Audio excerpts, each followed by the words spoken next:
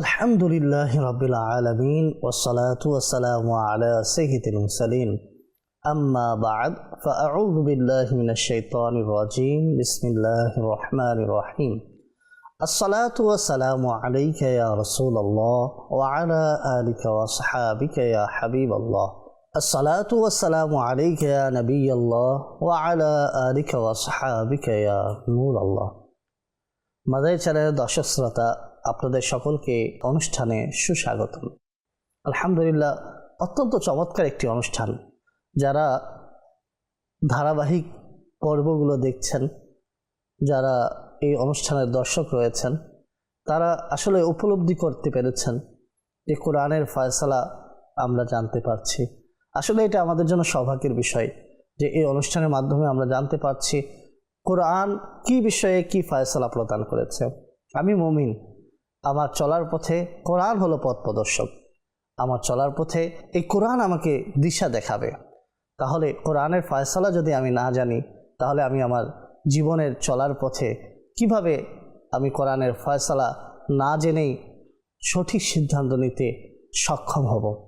তাই কোরআনের ফয়সালা জানা অত্যন্ত জরুরি। কোরআনের ফয়সালা জানতে আমরা কয়েকটি কিতাব অধ্যয়ন করতে পারি। কানজুল ঈমান মা খাজাইনুল ইরফান, তাফসিরে নুরুল ইরফান, তাফসিরে সিরাতুল জিনান, এগুলো আমরা চাইলে অধ্যয়ন করতে পারি। তাহলে আমরা কোরআনের ফয়সালা সম্পর্কে জানতে পারবো। আর এই অনুষ্ঠানের মাধ্যমে আমরা অবশ্যই জানতে পারছি কোন বিষয়ে কোরআনের কি ফয়সালা রয়েছে। প্রতি পর্বে আমরা একটি নির্দিষ্ট বিষয়ে আলোচনা করে থাকি। আজও তার ব্যতিক্রম হবে না। আজকেও আমরা একটি নির্দিষ্ট বিষয়ে আলোচনা শুনব ইনশাআল্লাহ আযজা ওয়া জাল্লা। আলোচনা শুরু করার পূর্বে আসুন রাসূল করিম সাল্লাল্লাহু তাআলা আলাইহি ইসলামের প্রতি দুরূদ শরীফ পেশ করা সংক্রান্ত একটি হাদিস আমরা শ্রবণ করি। রাসূল করিম সাল্লাল্লাহু তাআলা আলাইহি ইসলাম ইরশাদ করেন, যে ব্যক্তি আমার উপর একবার দুরূদ শরীফ পাঠ করে আল্লাহ তাআলা তার উপরে 10টি রহমত নাযিল করেন। সাল্লু আলাল হাবিব সাল্লাল্লাহু তাআলা আলা মুহাম্মদ সাল্লাল্লাহু তাআলা আলাইহি ওয়া আলিহি ওয়াসাল্লাম। মাদানী চ্যানেলের দর্শক শ্রোতা, আজকের আলোচনার বিষয় হলো আল্লাহ তাআলা এবং বান্দার হক। আল্লাহ তাআলার কি হক রয়েছে বান্দার প্রতি, এবং একজন বান্দার আরেকজন বান্দার প্রতি কি হক রয়েছে, এই সম্পর্কে আমরা জানব ইনশাআল্লাহ আযজা ওয়া জাল। এই বিষয়ে আমরা যা যা শুনবো তার উপরে আমল করার চেষ্টা করব। এই নিয়তেই আমরা অনুষ্ঠানটি দেখার চেষ্টা করি। পবিত্র কোরআন কারীমের মধ্যে আল্লাহ সুবহানাহু ওয়া তাআলা ইরশাদ করেছেন, বিসমিল্লাহির রহমানির রহিম, ওয়া'বুদুল্লাহা ওয়া লা তুশরিকু বিহি শাইআন ওয়া বিল ওয়ালিদাইনি ইহসানা।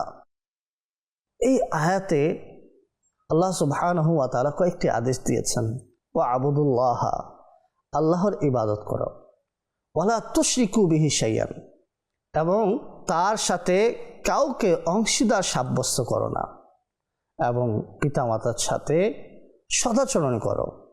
ওয়াবিদিল কুরবা ওয়াল ইয়াতামা ওয়াল মাসাকিনি ওয়াল জারি যিল কুরবা ওয়াল জারিল জুনুবি ওয়াসাহিবি বিল জামবি ওয়াবনিস সাবিল ওয়ামা মালাকাত আইমানুকুম ইন্নাল্লাহা লা ইউহিব্বু মান কানা মুখতালান ফখুরা।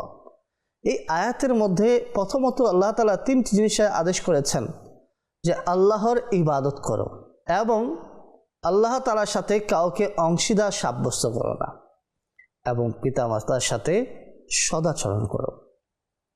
এরপরে আল্লাহ তাআলা আরও বলেছেন, নিকটাত্মীয়, ইয়াতীম, অসহায়, নিকটবর্তী প্রতিবেশী, দূরবর্তী প্রতিবেশী এবং পাশে বসা ব্যক্তি, মুসাফির এবং নিজের দাসীদের সাথে সদাচরণ করো। নিশ্চয় আল্লাহ এমন ব্যক্তিকে অপছন্দ করেন যে অহংকারী। মাদানী চ্যানেলের দর্শক শ্রোতা, ইবাদতের ক্ষেত্রে কোরআনের ফয়সালা হলো আল্লাহ তাআলা ব্যতীত কেউ ইবাদতের উপযুক্ত নয়, কেউ ইবাদতের যোগ্য নয়। কোরআনের ফয়সালা হলো শুধুমাত্র ইবাদত করতে হবে আল্লাহর, অন্য কোনো কিছুর ইবাদত করা যাবে না। না সূর্য, না চন্দ্র, না আগুনের উপাসনা করা যাবে, না গাছের উপাসনা করা যাবে। কেন? কারণ এই সবগুলো হলো সৃষ্টি, আর এই সৃষ্টির মধ্যে শ্রেষ্ঠ মাখলুক হলো মানুষ। মানুষ শ্রেষ্ঠ হয়ে যদি অন্য সৃষ্টির ইবাদত করে, এটা নির্বোধ ব্যক্তি ছাড়া আর কার কাজ হতে পারে? আশরাফুল মাখলুকাত, আমরা সর্বশ্রেষ্ঠ সৃষ্টি হিসাবে আল্লাহ সুবহানাহু ওয়া তাআলা মানব জাতিকে বানিয়েছেন। তো ইবাদত স্রষ্টার হয়, সৃষ্টির হয় না। তো প্রথম নম্বর আমাদেরকে খেয়াল রাখতে হবে, ইবাদতের ক্ষেত্রে কোরআনের ফয়সালা হলো আল্লাহ ব্যতীত অন্য কারো ইবাদত করা যাবে না, এক আল্লাহর ইবাদত করতে হবে। দ্বিতীয় কোরআনের ফয়সালা হলো যে আল্লাহ তাআলার সাথে কাউকে অংশীদার সাব্যস্ত করা যাবে না, না আল্লাহর সত্তায়, না আল্লাহর গুণাবলীতে, আর না আল্লাহর কাজের মধ্যে কাউকে অংশীদার সাব্যস্ত করা যাবে না। তৃতীয়, পিতামাতার ব্যাপারে কোরআনের ফয়সালা হলো তাদের সাথে যেন সদাচরণ করা হয়। কোরআনের ফয়সালা পিতামাতার ব্যাপারে এমনও রয়েছে, পিতামাতা যদি অমুসলিমও হয় তো মুসলমান সন্তানের উপরে দায়িত্ব হলো পিতামাতার সাথে সদাচরণ করা। এটাই কোরআনের ফয়সালা। কতই সুন্দর আমাদের ইসলাম, শান্তিপূর্ণ এক দ্বীন ইসলাম, যে পিতামাতা অমুসলিম হলেও মুসলমান সন্তানের দায়িত্ব হলো তার পিতামাতার সাথে সদাচরণ করা। হ্যাঁ, পিতামাতা যদি আল্লাহর অবাধ্যতামূলক কোনো কাজের আদেশ করেন, সে কাজটি করা যাবে না। এমনি পিতামাতার আনুগত্য করতে হবে, তাদের হক আদায় করতে হবে। যারা নিকটাত্মীয় রয়েছে তাদের আমাদের প্রতি হক রয়েছে, তাদের হক আদায় করতে হবে। যারা পার্শ্ববর্তী মানুষ রয়েছে, একেবারে নিকটবর্তী প্রতিবেশী রয়েছে, তাদেরও প্রতি খেয়াল রাখতে হবে। যারা একটু দূরবর্তী প্রতিবেশী রয়েছে তাদেরও প্রতি খেয়াল রাখতে হবে। এতিম, অসহায়, তাদের দিকে সাহায্যের হাত বাড়িয়ে দিতে হবে। এই আয়াতের ভাবার্থ থেকে আমরা এগুলোই অনুধাবন করতে পারলাম। আমরা কোরআনের ফয়সালা জানতে পারলাম। ইবাদতের ব্যাপারে আল্লাহর সত্তার অংশীদার করা যাবে না, এই ব্যাপারে কোরআনের ফয়সালা জানলাম। পিতামাতার সাথে সদাচরণ করার ব্যাপারে কোরআনের ফয়সালা আমরা জানতে পারলাম। এমনকি প্রত্যেক শ্রেণীর মানুষের সাথে সদাচরণ করতে হবে, এটাই কোরআনের ফয়সালা। এক যুগে ইসলামের প্রারম্ভে, ইসলামের শুরুতে দাস প্রথা বিদ্যমান ছিল। এটা পূর্বে থেকে চালু ছিল, ইসলামের শুরু যুগেও ছিল। পরবর্তীতে রাসূলুল্লাহ সাল্লাল্লাহু আলাইহি ওয়াসাল্লাম এই মন্দ প্রথাকে বন্ধ করে দিয়েছেন। এই যে দাস প্রথা, দাসী মানে চাকর, তো একটা মানুষ যদি মুসলমান হয়ে থাকে, সে তার দায়িত্ব হলো যে নিজের অধীনস্থ যারা রয়েছে, কর্মচারী যারা রয়েছে, তাদের সাথে সদাচরণ করবে। এটাই কোরআনের ফয়সালা। যদিও বা দাস হয়েছে, দাসী হয়েছে, তাতে কি হয়েছে? সে তো একজন মানুষ, আল্লাহ তাআলার সৃষ্টি। আপনি একজন মুসলমান, ইসলামের শিক্ষা এটাই, কোরআনের ফয়সালা এটাই যে আপনি তার সাথে সদাচরণ করুন। আমরা কয়েকটি বিষয়ে কোরআনের ফয়সালা সম্পর্কে জানলাম। আজকের আলোচনার বিষয় আমরা শুনেছি আল্লাহ এবং বান্দার হক, অর্থাৎ বান্দার প্রতি আল্লাহর কি কি হক রয়েছে, আর একজন বান্দার আরেকজন বান্দার প্রতি কি কি হক রয়েছে, সেই সংক্রান্ত বিষয়ে আমরা শুনছি এবং জানতে থাকবো ইনশাআল্লাহ আযজা ওয়া জাল। আল্লাহ তাআলার বান্দার প্রতি হক হলো শুধুমাত্র যেন আল্লাহর ইবাদত করা হয়। ইবাদতের যতগুলো পদ্ধতি আছে সব যেন শুধুমাত্র আল্লাহ তাআলার জন্য হয়। অর্থের ইবাদত, প্রাণের ইবাদত, জিহ্বার ইবাদত, অন্তরের ইবাদত, বাহ্যিকের ইবাদত, অভ্যন্তরীণ ইবাদত, প্রত্যেক ইবাদত যেন খালিস শুধুমাত্র এক আল্লাহ তাআলার জন্য নির্দিষ্ট হয়। কোনো ধরনের ইবাদত যেন আল্লাহ তাআলা ব্যতীত অন্য কারো জন্য না হয়, এটা আমাদের মাথায় বসিয়ে নিতে হবে। এটাই কোরআনের ফয়সালা, আর এটাই বান্দার প্রতি আল্লাহ তাআলার হক। এবং আল্লাহ তাআলার সাথে যেন কাউকে অংশীদার সাব্যস্ত না করা হয়, এটাও বান্দার প্রতি আল্লাহ তাআলার হক। এবার আসুন আমরা একজন বান্দার আরেকজন বান্দার প্রতি কি কি হক রয়েছে। একজন বান্দার কর্তব্য হলো অপর বান্দাকে কষ্ট থেকে দূরে আনা, তার কষ্ট দূর করা, তার মুসিবত দূর করা, সামর্থ্য অনুযায়ী তার পাশে দাঁড়ানো, তার সহযোগিতা করা, তার অন্তরের অস্থিরতা দূর করার জন্য তার সাথে কথোপকথন করা, ভালো পরামর্শ দেওয়ার চেষ্টা করা, নিজের জিহ্বা এবং হাত, নিজের অঙ্গ প্রত্যঙ্গ দ্বারা মানুষকে কষ্ট না দেওয়া, কারো দোষ বয়ান না করা, গীবত না করা, চুগলখড়ি না করা, কাউকে এমন তিক্ত কথা, কঠোর কথা না বলা যার কারণে তার মন ভেঙে যায়, এগুলো থেকে বিরত থাকা, এবং নিজেকেও অন্যের ক্ষতি থেকে বিরত রাখা, অপর মুসলমান অপর বান্দাকেও ক্ষতি থেকে বিরত রাখার চেষ্টা করা। আমরা বুঝতে পারলাম তাহলে একজন বান্দার আরেকজন বান্দার প্রতি কি কি হক রয়েছে। পিতামাতা তারাও তো বান্দা, তাদের প্রতি সন্তানে কি হক রয়েছে? সন্তানও বান্দা, পিতামাতাও বান্দা। কার? আল্লাহ তাআলার। তাহলে এই সন্তানের উপরে পিতামাতার কি কি হক রয়েছে? সর্বপ্রথম সে পিতামাতার সাথে সদাচরণ করবে, তাদের অবাধ্য হওয়া থেকে বিরত থাকবে, তাদের প্রতি সেবা যত্ন নেওয়ার ক্ষেত্রে সামর্থ্য অনুযায়ী খরচ করবে। হযরত আবু হুরায়রা রাদিয়াল্লাহু তাআলা আনহু থেকে বর্ণিত রয়েছে, নবী করিম সাল্লাল্লাহু তাআলা আলাইহি সাল্লাম 3 বার বললেন তার নাক ধুলায় মলিন হোক। কেউ জিজ্ঞেস করলো, ইয়া রাসূলুল্লাহ সাল্লাল্লাহু আলাইহি সাল্লাম তিনি কে, কার নাক ধুলায় মলিন হবে? এই হাদিসে যে বলা হলো 3 বার যে তার নাক ধুলায় মলিন হোক, একজন ব্যক্তি জিজ্ঞেস করলো, ইয়া রাসূলুল্লাহ সাল্লাল্লাহু আলাইহি সাল্লাম সে কে?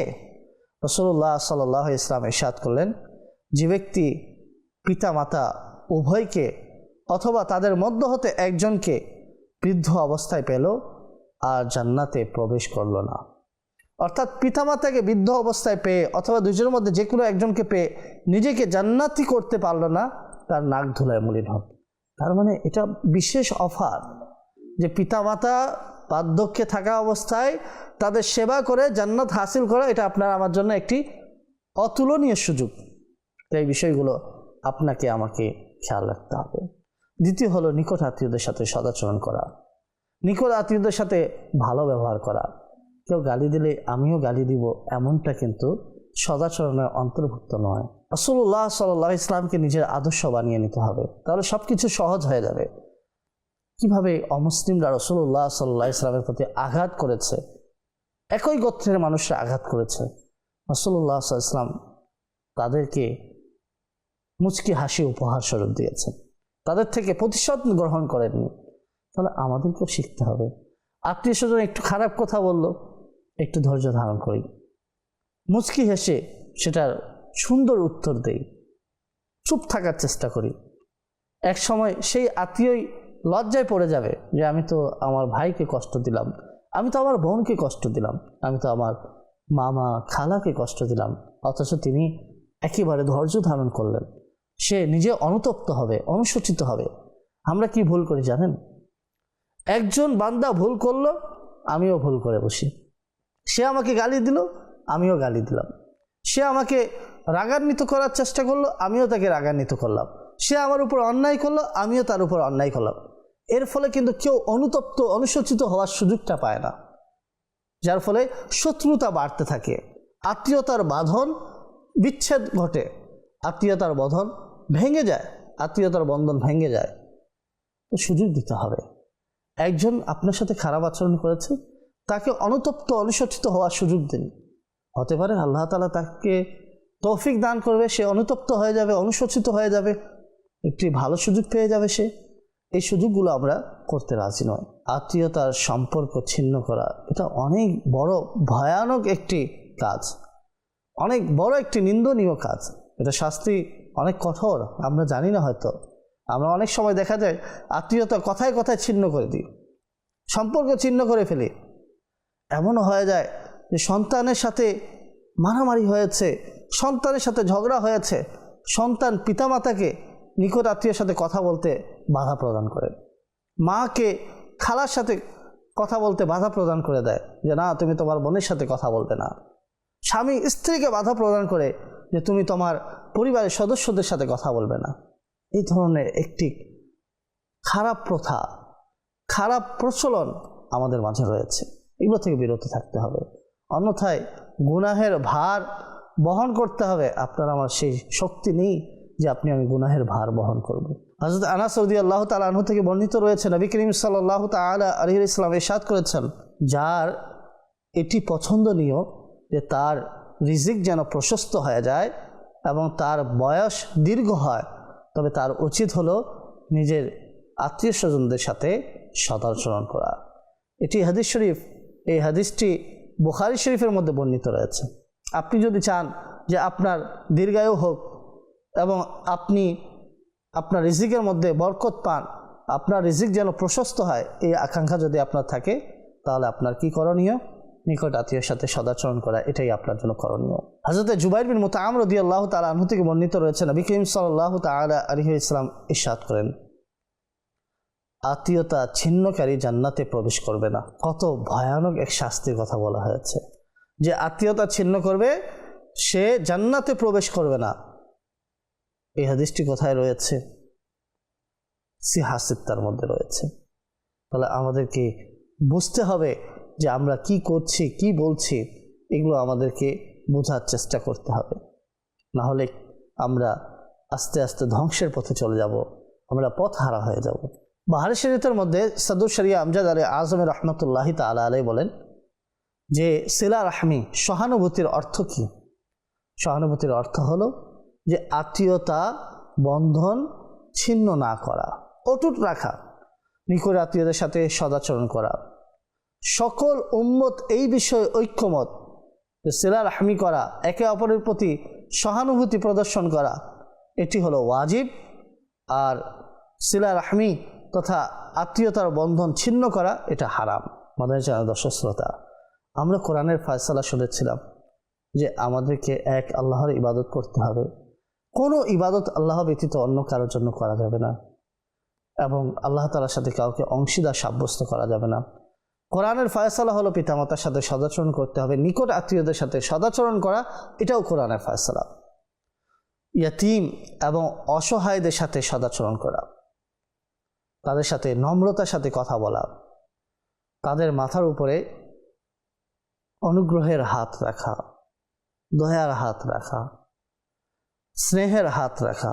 হযরত সাহাল বিন সাদ রাদিয়াল্লাহু তাআলা আনহু থেকে বর্ণিত রয়েছে, নবী করিম সাল্লাল্লাহু তাআলা আলাইহি ওয়াসাল্লাম ইরশাদ করেন, যে ব্যক্তি ইয়াতীমের জিম্মাদারি নেবে, আমি এবং সে জান্নাতে এভাবে থাকব। হুজুর সাল্লাল্লাহু তাআলা আলাইহি ওয়াসাল্লাম শাহাদাত আঙ্গুল এবং মধ্যমা আঙ্গুল দিয়ে ইশারা করলেন এবং দুটির মাঝখানে একটু গ্যাপ রাখলেন। তাহলে এই হাদিস থেকে আমরা বুঝতে পারলাম যে ব্যক্তি ইয়াতীমের জিম্মাদারি নেবে, সে আর রাসূলুল্লাহ সাল্লাল্লাহু আলাইহি ওয়াসাল্লাম জান্নাতে একসাথে থাকবে। কেননা রাসূলুল্লাহ সাল্লাল্লাহু আলাইহি ওয়াসাল্লাম এইভাবে ইশারা করেছিলেন, শাহাদাত আঙ্গুল এবং মধ্যমা আঙ্গুল দ্বারা ইশারা করেছিলেন, মাঝখানে একটু ফাঁক ছিল। সুতরাং আমরা বুঝতে পারলাম ইয়াতীমের সাথে সদাচরণ করা। বর্তমানে আমাদের স্বভাব ভিন্ন। ধনীদের বাচ্চাদেরকে সবাই আদর করে, তাদের আদরের প্রয়োজন থাকে না, তাও আদর বেশি করতে হয়। এটার পিছনে দুনিয়াবি স্বার্থ থাকে। ইয়াতীম অসহায়দের থেকে অধিকাংশ মানুষ দূরে সরে যায়, পালিয়ে যায়, তাদেরকে স্নেহ করতে চায় না, অথচ তারাই বেশি স্নেহর হকদার। কেননা তাদেরকে তো কেউ স্নেহ করছে না, তারাই বেশি আদর পাওয়ার হকদার, তারাই বেশি সাহায্য পাওয়ার হকদার, তারাই বেশি হকদার যেন তাদের মাথার উপরে কেউ স্নেহের নিয়তে হাত রাখে। আল্লাহ তাআলা আমাদেরকে সে তৌফিকগুলো দান করুন।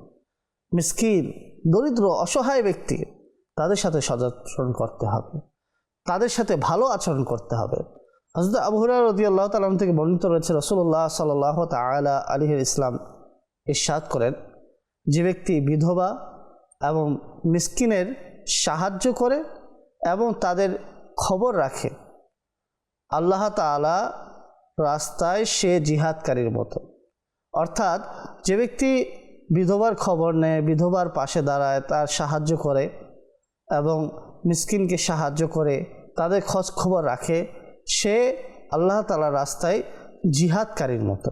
আল্লাহু আকবার। তাহলে এই হাদিস থেকেও আমরা বুঝতে পারলাম যে জিহাদ করলে যেই পাহাড় পরিমাণ সওয়াব পাওয়া যায়, কেউ যদি ভালো নিয়তে শরীয়ত সম্মতভাবে বিধবাকে সাহায্য করে, এভাবেই কেউ যদি দরিদ্র ব্যক্তিকে সাহায্য করে, তাদের খোঁজ খবর রাখে, তাহলে সেও অনেক বেশি সওয়াবের হকদার হবে। এছাড়া প্রতিবেশীদের সাথে ভালো আচরণ করা। এখন আমাদের সমাজে অনেকে এমন রয়েছে যাদের আচার আচরণের কারণে প্রতিবেশী কষ্ট পায়, আমাদের থাকার অবস্থার কারণে প্রতিবেশী কষ্ট পায়, আমরা অন্যায় করার কারণে প্রতিবেশী কষ্ট পায়। এই বিষয়গুলো আমাদেরকে খেয়াল রাখতে হবে। যেমন প্রতিবেশী কেউ ঘুমাচ্ছে, সেই সময় গান এক তো বাজানো হারাম, এরপরে আরও সাউন্ড বাড়িয়ে দেওয়া, গুনাহের মধ্যে গুনাহ। এভাবেই পাশের বাসায় মানুষ অসুস্থ শুয়ে আছে, এদিকে আমরা অট্টহাসি চিল্লাচিল্লিতে মশগুল রয়েছি। এগুলো হলো প্রতিবেশীর হক নষ্ট করা।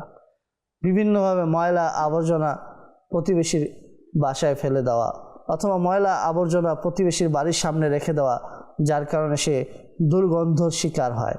এগুলো থেকে প্রতিবেশীদেরকে বাঁচতে হবে।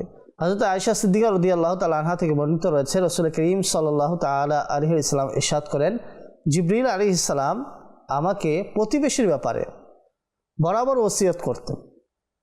এমনকি আমার ধারণা হলো যে প্রতিবেশীর উত্তরাধিকার বানিয়ে দিবেন। আল্লাহু আকবার। তার মানে বোঝা গেল প্রতিবেশীর হক অনেক বেশি, তার গুরুত্ব বজায় রাখা অত্যন্ত জরুরি। অনুভাবে যারা আশেপাশে থাকে, যাদের সাথে উঠা বসা করা হয়, তাদের সাথে সদাচরণ করা। এটা দ্বারা উদ্দেশ্য হলো স্ত্রী হতে পারে, আবার যারা সফর সঙ্গী আছে, বা যারা বন্ধু রয়েছে, বা যারা ক্লাস সহপাঠী রয়েছে, তারা উদ্দেশ্য হতে পারে। সুতরাং যারা সর্বদা আশেপাশে থাকে তাদের সাথেও সদাচরণ করতে হবে। মুসাফির ব্যক্তির সাথে সদাচরণ করা, এই মুসাফির ব্যক্তির মধ্যে মেহমানও অন্তর্ভুক্ত। মুসাফির ব্যক্তির হাজত পূরণ করা, তারপরে সে যদি রাস্তা জিজ্ঞেস করে তাকে রাস্তা দেখিয়ে দেওয়া, সে যদি ক্ষুধার্ত হয় সামর্থ্য অনুযায়ী তাকে মেহমান নওয়াজি করা, তাকে মেহমানদারি করানো। হযরত আবু হুরায়রা রাদিয়াল্লাহু তাআলা আনহু থেকে বর্ণিত রয়েছে, নবী করিম সাল্লাল্লাহু তাআলা আলাইহি ওয়াসাল্লাম ইরশাদ করেন, যে ব্যক্তি আল্লাহ তাআলা এবং কিয়ামতের দিনের উপরে ঈমান রাখে সে যেন মেহমানদেরকে সম্মান করে। আল্লাহু আকবার। আমাদের ইসলাম একটি সুন্দর ধর্ম। দিনে ইসলামের মাঝে অনেক সৌন্দর্যতা রয়েছে। আমরা ব্যর্থ যে আমরা এটাকে ফুটিয়ে তুলতে পারি না, কারণ আমাদের আচরণ অমুসলিমদের মতো, আমাদের চলাফেরা অমুসলিমদের মতো। তো আমাদেরকে দেখে অমুসলিমরা ইসলামের সৌন্দর্য কিভাবে উপলব্ধি করতে পারবে? তাই আমাদের উচিত হলো রাসূলুল্লাহ সাল্লাল্লাহু আলাইহি ওয়াসাল্লামকে আদর্শ মনে করা এবং ইসলামের আদর্শে আদর্শিত হওয়া, এবং নিজেকে এমনভাবে প্রস্তুত করা যাতে দূর থেকে একজন দেখে বলে দেয় এটা মুসলমান। আর এমন মুসলমান হওয়ার চেষ্টা করি যাতে আল্লাহ তাআলা এবং তার রাসূল রাজি হয়ে যায়, এবং আমাকে দেখেই মানুষ ইসলামের সৌন্দর্য দেখতে পায়, ইসলামের সৌন্দর্য অনুভব করতে পায়। আমাকে দেখেই যেন মানুষের হৃদয়ের মাঝে শান্তির বার্তা অনুভব হয়। এমন হতে হবে আপনাকে আমাকে। রাসূলুল্লাহ সাল্লাল্লাহু আলাইহি ওয়াসাল্লাম একা দাওয়াত দেওয়া শুরু করেছেন ইসলামের। হাজারো নয়, লাখো নয়, অসংখ্য অগণিত মানুষ মুসলমান হয়েছে। রাসূলুল্লাহ সাল্লাল্লাহু আলাইহি ওয়াসাল্লাম ইসলামের বাস্তব রূপ ছিলেন। ইসলামের যেই আহকামগুলো রয়েছে, ইসলামের যে সৌন্দর্য ছিল, ইসলামের যে সৌন্দর্য আছে, রাসূলুল্লাহ সাল্লাল্লাহু আলাইহি ওয়াসাল্লাম সেগুলো মানুষের মাঝে ফুটিয়ে তুলেছেন বাস্তবভাবে, নিজের আমল দ্বারা, নিজের কথা দ্বারা, নিজের চলাফেরা দ্বারা, যার ফলে মানুষ ইসলামের প্রতি আকৃষ্ট হয়েছে, মানুষ ইসলামের প্রতি আস্থা রাখতে পেরেছে এবং তারা মুসলমান হওয়ার সৌভাগ্য অর্জন করেছে। এই জন্য আপনাকে আমাকেও ইসলামকে পরিপূর্ণরূপে অনুসরণ করতে হবে, কেননা আল্লাহ তাআলার কাছে মকবুল দিন একমাত্র ইসলাম। আল্লাহ তাআলা বলেছেন ইসলামে পরিপূর্ণরূপে প্রবেশ করতে। সুতরাং আমাদেরকে পরিপূর্ণরূপে প্রবেশ করতে হবে। যদি আমরা পরিপূর্ণরূপে প্রবেশ না করি তাহলে আমাদের দ্বারা অমুসলিমদের আচার আচরণের বহিঃপ্রকাশ হবে। আমরা ওই অমুসলিমদের কালচারকে আপন করে, সংস্কৃতিকে আপন করে সেভাবে জীবনযাপন করব। আর আপনার আমার এই জীবনযাপন দেখে কখনো কোনো অমুসলিম প্রভাবিত হবে না, কারণ আমরা যেহেতু তাদেরই আচার আখলাককে আপন করে নিয়েছি, তারা কিভাবে প্রভাবিত হবে? ইসলামের প্রকৃত আদর্শ মানুষের সামনে ফুটিয়ে তুলতে হবে, ইসলামের সৌন্দর্য মানুষের সামনে উপস্থাপন করতে হবে। মানুষ শুধু মুখে বললে বিশ্বাস করে না, বাস্তবতা দেখতে চায়। আল্লাহ সুবহানাহু ওয়া তাআলা আমাদেরকে সদা সর্বদা আল্লাহ তাআলা সন্তুষ্টিমূলক কাজে নিয়োজিত থাকার তৌফিক দান করুন। আল্লাহ সুবহানাহু ওয়া তাআলা পবিত্র কোরআন কারীমের মধ্যে ইরশাদ করেন, বিসমিল্লাহির রহমানির রহিম, ইন্নাল্লাহা লা ইউহিব্বু মান কানা মুখতালান ফাখুরা। নিশ্চয়ই আল্লাহ এমন ব্যক্তিদেরকে অপছন্দ করেন যারা অহংকারী। তাহলে অহংকার থেকে আমাদেরকে বিরত থাকতে হবে, কারণ যারা অহংকারী রয়েছে তাদেরকে আল্লাহ তাআলা পছন্দ করে না। কতই সুন্দর ইসলাম!